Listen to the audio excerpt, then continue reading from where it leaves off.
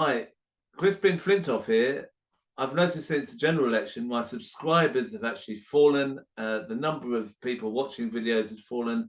Looks like YouTube's trying to reduce my traffic. So please share and subscribe and all those alert things, whatever they say at the beginning. If you can, it'd be good because I really want to put more stuff out that no one else is doing. Thank you. I will go through what the argument has been on the Finchley protest. As you can see, this is the flyer from Finchley. It says, "Get fascists, racists, Nazis, Zionists, and Islamophobes out of Finchley. Finchley against fascism. Refugees are welcome here." And then we've seen some response from the MP here, the MP for Finchley and Golders Green, Sarah Sackman, has said, "Concerned residents have shared posts with my office relating to so-called anti-fascist groups in Finchley, which are clearly anti-Semitic. I will not amplify or platform those voices. Instead, I've reported them to the police and CST. I advise others to do the same." And then we've got this tweet from we've got an article from the Jewish Chronicle saying, "Anti-fascist in inverted commas group tried to ban Zionists from Finchley counter protest," and the Chief Rabbi has said many in the British Jewish community are feeling trapped between the anvil of the hateful far right and the hammer of the conspiratorial extreme left. We're joined by David Miller. What's your take on this sort of this view that the anti-Zionism is somehow anti-Semitic? I mean, that's something that I thought had been put to bed, but it's come up here, and apparently one of the stand-up to racism have been stopping people speaking about Palestine as well. This is not a Palestine demo, but I am the granddaughter of Nakba survivors. That is taking place today. Let her speak. You can't stop her speech. Let her speak. Let her speak. Let her speak. Let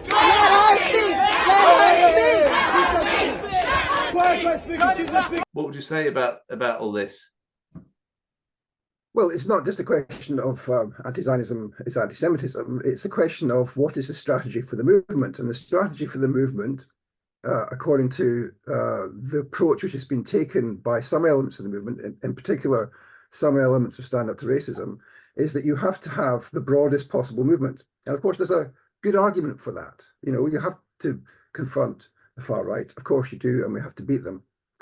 But the difficulty is that once you limit the way in which we talk about racism and you exclude one kind of racism or one or two or three kinds of racism from your opposition, you are fundamentally constrained in what you can do. If you say that you cannot talk about Zionism, if you say you cannot talk about Islamophobia, if you cannot talk about the relationship between Zionism and Islamophobia, you effectively are saying that we no longer have to look at what's happening in Palestine. In fact, that all of what's happening here has nothing at all to do with Palestine. Now that is fanciful, plainly fanciful. I thought that the comments you saw there from the Muslim guy at the end of that footage you showed were very instructive. He was the first person to mention, I think, Islamophobia and the first person to mention Israel. Of course, this is to do with massively to do with an attack on Muslim people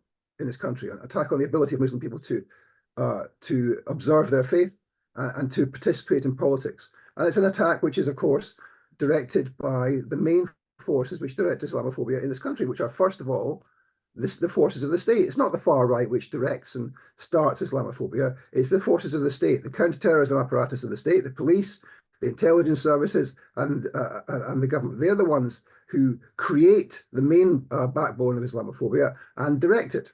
And of course, standing at their back is the Zionist movement. The Zionist movement is ineluctably, irreducibly racist. It's ineluctably and irreducibly Islamophobic, and it, of course, has been part of the pressure to have these riots. Tommy Robinson, from his 5-star hotel in Cyprus, said it very, very clearly.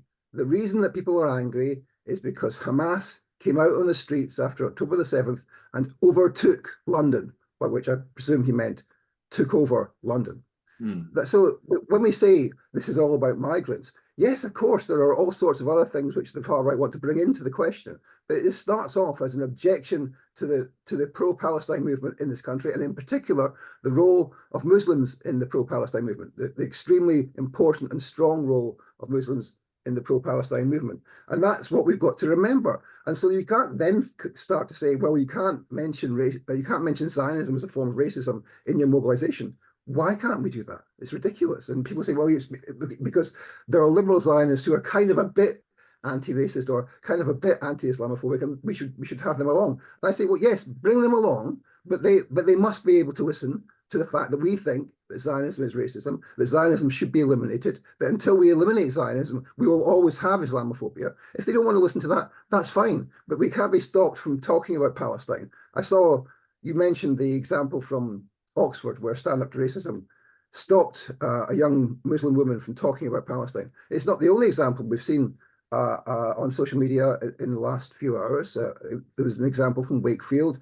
In the case, for example, of Bristol, where I am, let me just give you an example of what happens. Once you start to say, we cannot say Zionism is racism, we cannot say that Zionism is just like any other form of racism, and we must oppose it, then what you have is you have an attempt by the Zionists to try and control the way in which the rhetoric of demonstrations operates. In the case of Bristol, the Bristol Palestine Alliance, which is an anti-Zionist organization, called a demonstration, a unity demonstration, invited other groups along, and in the invite was the word Zionism.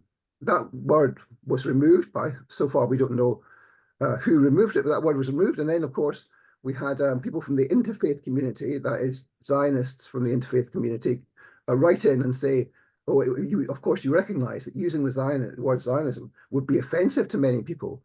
And that's how it works. As soon as you concede that ground, as soon as you allow Zionists to come along, they will put conditions on what your anti-racist activism will be.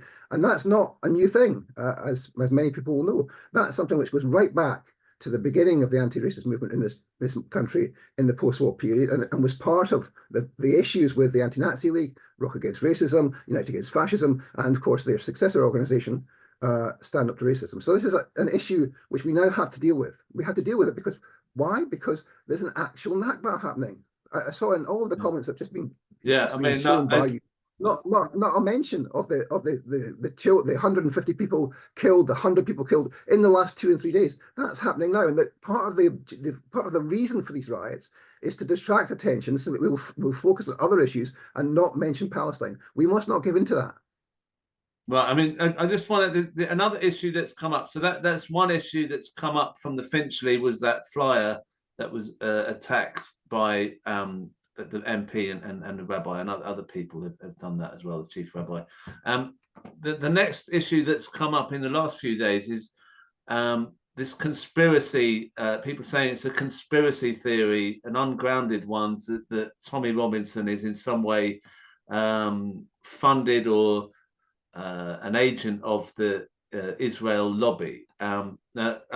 We've had quite a few people talk about that before. I mean, Low Key has spoken about that. He's done quite a lot of research on that. You yourself have spoken about that. I've got an interview here from the Finchley protest with David Rosenberg, who was asked this question, and this is what his response to that was. Tommy Robinson will take money from wherever he can. He gets money from American sources, he gets money from Canadian sources, he gets money from pro-Israel sources, but it's the agenda that he's following relate to agendas and debates that have happened within the homegrown British far right over several decades. Yeah, he has emerged, and the people around him have emerged out of those. You know, Islamophobia has been going on long before, on the far right, it's been going on long before Tommy Robinson became a significant figure. He's an opportunist who will try to exploit that, but I don't think that's the key issue. Right. I mean, what's your view on that? I mean, I'm a bit confused on that, because Islamophobia as a concept, I hadn't heard of it and before, say, 2010. I actually hadn't heard that term before. I mean, there was racism against Asian people and black people, but I didn't hear Islamophobia. And you've studied this, you've researched this. What's your evidence on the history of Islamophobia in this country, and also what the links would be with Tommy Robinson? Well, again, you always ask me big questions, Crispin. So I mean, can you do it in 2 minutes? I'll try. So Right. let me respond first of all on the history. Naomi asked this question in the chat. Yes, of course, it's a long history of Islamophobia in this country. The term Islamophobia was only invented comparatively recently. Asim Qureshi, I think, has done the best work unearthing the early British colonial relationships to Islam, and many other things to be said about that. On the more recent issue, the idea that there is an Islamic threat, that there is such a thing as Islamic terrorism, that there isn't such a thing as the Islamist, that there is Muslim fundamentalists. These are ideas which essentially are launched by the Zionists in about 1984, a conference organized by Benjamin Netanyahu himself as part of an institute named after his brother who was killed in Entebbe. And the reason that we have all these ideas of Muslim threat is partly to do with their promotion by Zionist intellectuals and by the Zionist regime itself, with a little bit of help, to be fair, from the CIA. And I've written about this ad nauseum. Now, let's come to Tommy. I mean, look, Tommy is part of a pattern of the changes in the far right, which was where the Zionists tried to co-opt the far right to move away from Judeophobia and some form of anti-Zionism towards being primarily Islamophobic. And the EDL is the product of that, as is Geert Wilders and many of the other anti-Muslim movements across Europe, known collectively as the Count as Jihad movement, again, which we've written about this. Was Tommy funded by the Israel lobby? David Rosenberg there talks about, oh, he's had money from American sources and Canadian sources and pro-Israel sources. Well, no, these are all pro-Israel sources. The money he's had from the Middle East Forum in Philadelphia, fundamentally Islamophobic organization, which is a pro-Israel and Zionist organization. The money he's had from Canada, from Rebel News, including money in the last month alone, when he went to Canada, was arrested. He was invited and booked there for meetings. His legal fees were raised by Rebel Media, which is run by a guy called Ezra Levant, who is, surprise, surprise, a radical Zionist. These are Zionist funds of sources of funding. This is not a conspiracy theory. It's not a theory. It's a matter of fact. We know perfectly well where the money's come from, and there's an attempt, a massive attempt, which I'm sorry to see some parts of the left collaborating with, by the Zionists to say it's nothing to do with Zionism. I see Gabriel Pogrond in the Times mentioning his money from conservative foundations. These are Zionist foundations. The reason Gabriel Pogrond says that is because he's a Zionist. And the reason that Ben Gidley, who of course tweets as Bob from Broccoli, says the same thing, is because he's a Zionist. It's disreputable for people on the left to collaborate with those kinds of Zionist talking points. Look, it's clear that there's a specific Zionist influence here.